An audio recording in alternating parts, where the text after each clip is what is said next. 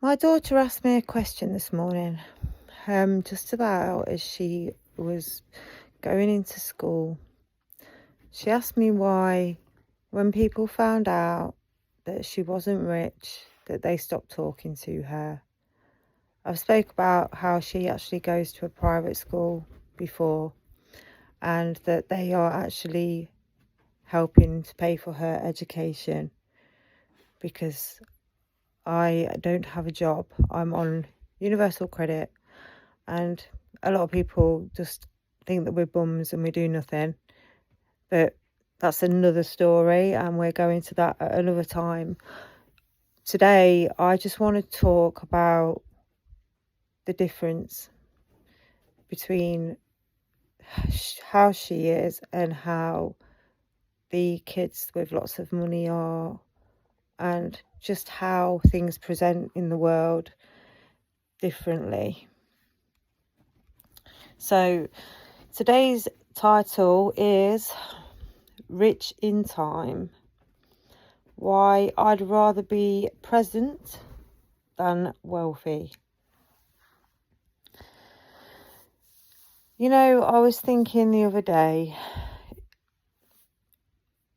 if money really did buy happiness, then why are so many rich people so tired?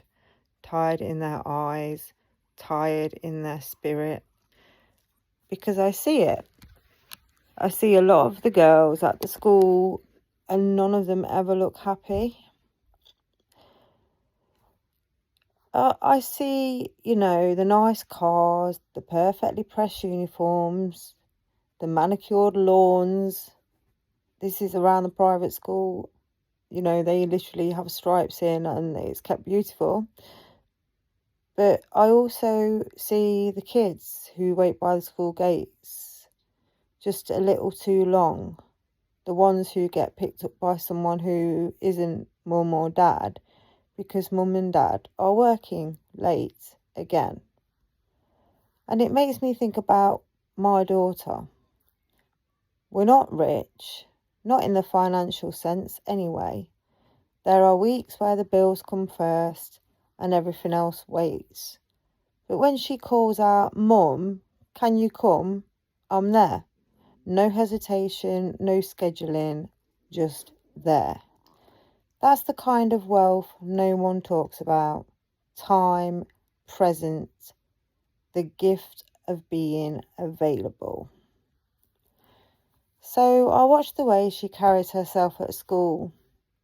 She's this bright, kind, curious soul, always thinking of others, always trying to make people feel better. But every now and then she comes home a little bit quieter, a little bit more withdrawn. And I know that look. It's a look that says, "Mum, they found out. They found out she's not one of the rich kids. Not one of the families with second homes and ski trips and drivers waiting outside the gates." And the thing is, she doesn't care about any of that. She just wants to belong, to be seen for who she is, not for what we do or don't have. But children can be cruel. Sometimes, can't they? Especially with my daughter. But I don't think it's always out of evil. It's out of imitation, and they mirror what they see. They see parents who rank people by their possessions, by postcode, by prestige, and the children learn that. And that's the part that breaks my heart a little, because in this world that feels increasingly like a competition, where it's all about who's got what, my daughter's learning that kindness doesn't always get you a seat at the fancy table. But you know what?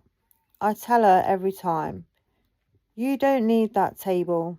You'll build your own one day, and everyone will want to sit at it. It's funny because I sometimes look at the parents at her school And I wonder what their evenings look like. Do they sit at the table and talk about their day? Do they laugh over dinner? Or does everyone eat separately between meetings and calls? Because I can tell you what ours looks like. It's messy, it's loud. Sometimes dinner's beans on toast and we're in pyjamas by 6, but it's real. She tells me about the things that are happening at school or the funny thing that happened in class.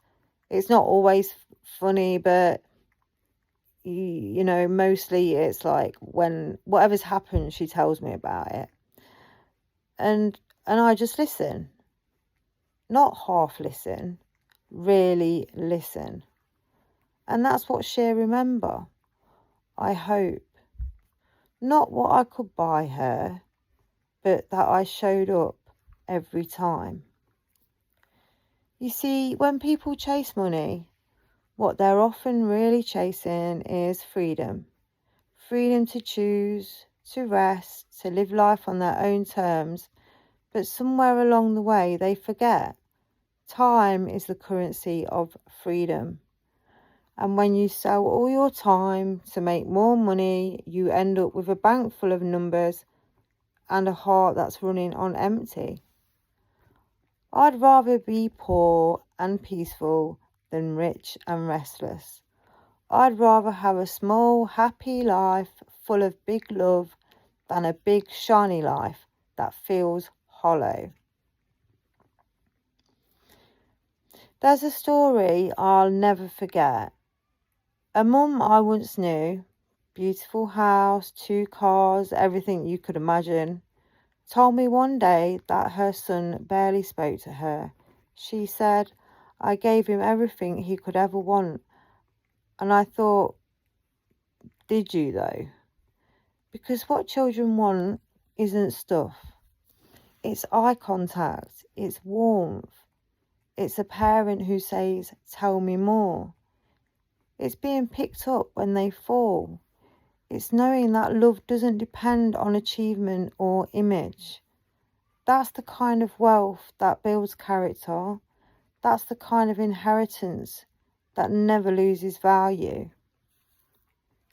So when people look down on my daughter because she's not a rich kid, I remind her, wealth is a funny word.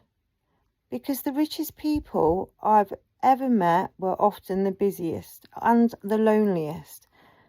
And the kindest people I've ever known came from nothing. They didn't have much, but they gave so much.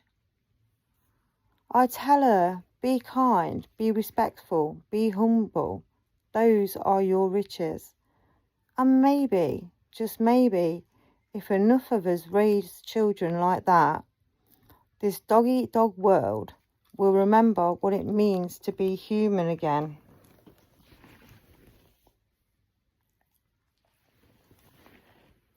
So here's to the parents who can't buy everything, but give everything that matters. Here's to the kids who stand out, not because of their clothes, but because of their hearts. And here's to a generation that grows up knowing that presence, not possessions, is the true mark of success.